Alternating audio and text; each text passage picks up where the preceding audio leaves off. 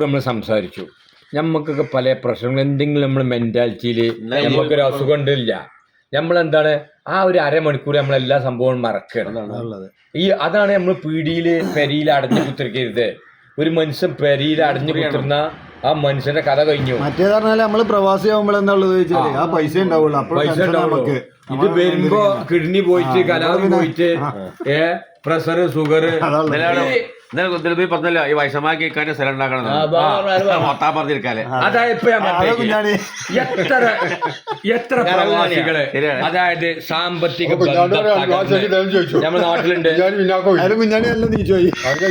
അതിപ്പോ ഇപ്പൊ 25-30 കൊല്ലം നിന്ന് പ്രവാസ ജീവിതം നയിച്ച് നല്ല റായത്തില് ഇവര് കുട്ടികളും മക്കളും പെണ്ണുങ്ങളൊക്കെ നോക്കി ഇവര് നാട്ടിൽ വന്ന് നോക്കുമ്പോ പെണ്ണുങ്ങൾക്ക് എല്ലാരും സ്ഥിതി അതല്ല. എന്തിനാ അങ്ങനെ അവിടെ പോയിക്കണു? പിന്നെ മാമുക്കോയാരനെ ജീവണ്ട് ഈ പുല്ലേല് പുറത്തുനിന്നു ഇവിടെ ഇപ്പൊ നല്ല പുല്ല് വയസ്സായപ്പോ ആയിക്കൊന്നും പറ്റുമോ വേണ്ട. വയസ്സായ കുട്ടികൾക്ക് പൈസ ഉണ്ടായാലും പൂച്ച പൂച്ച അടക്കം പുല്ലുന്നുണ്ട്. കാരണം നമ്മള് അൽബൈക്കിന്ന് പിന്നെ 2006 ഒരു അറബി ഇവിടെ വന്നു. കേക്ക് നമ്മളെ അൽബൈക്കിൽ അംസ കൊണ്ടു. അതിൽ അംസ കൊടുന്നേക്കിന് ആ അറബി ഇങ്ങനെ വന്നേക്കിന് അന്ന് കട്ടുപാറയിൽ മരണം ഉണ്ടായിരുന്നു. അപ്പോൾ അറബി അതിലും പങ്കെടുത്തു.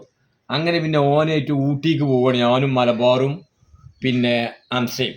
അതിൽ ഇപ്പം ഇങ്ങനെ നാട് കാണി ചുരത്തുമ്മ കാര്യക്കിന് ലേ ഷാദാ ഹംസ ലേ ഷീജി ഇന്ത സൗദിയ ഷുഫ് കുല്ലു പിന്നെ എന്താ പച്ചക്ക് പറയാ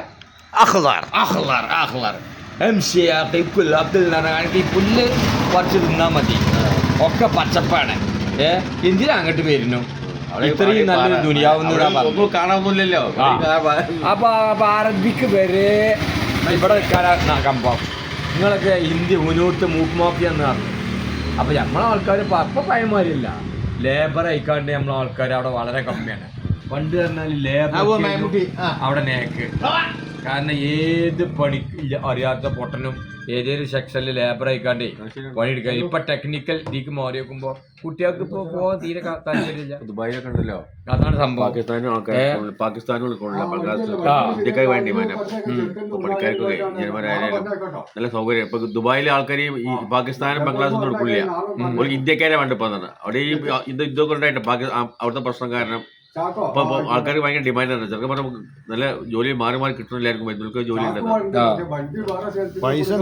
കൊല്ലായിട്ടല്ലോ കമ്പനി മാറുകയാണല്ലോ.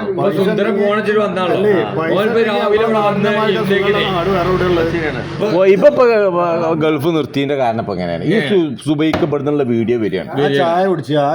ചായ കുടിച്ച സിറാജ്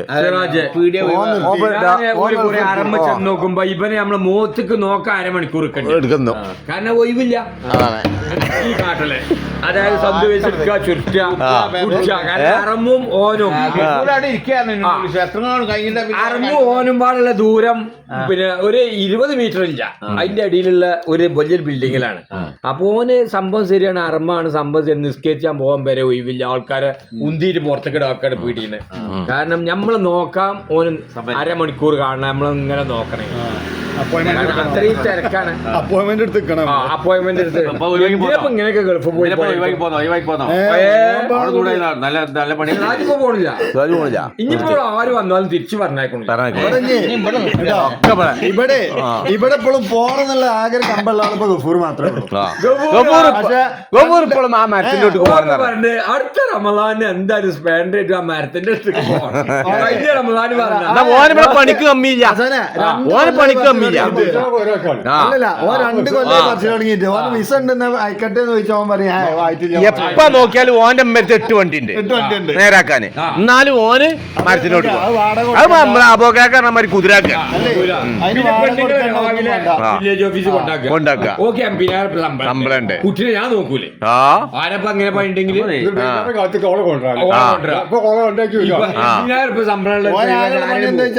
ഇപ്പൊ ഉച്ചക്ക് പോയിട്ട് കുട്ടിനെ ഒന്ന് ഉറക്കണം.